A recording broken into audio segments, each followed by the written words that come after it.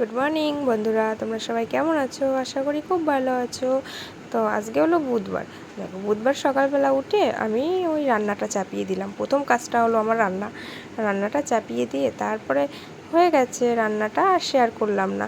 তারপরে আমার মেয়ে উঠলো ঘুমেতে, তখন 9টা বাজে। তারপরে মেয়েরে ফ্রেশ করিয়ে খাইয়ে দিলাম।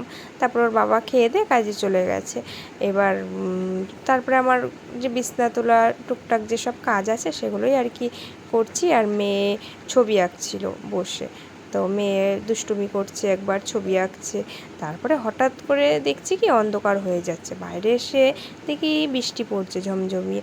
তো তোমাদের ওখানে কি বৃষ্টি হয়েছে? কমেন্ট করো তো, তাহলে আমিও জানতে পারবো যে কোথায় কোথায় বৃষ্টি হয়েছে।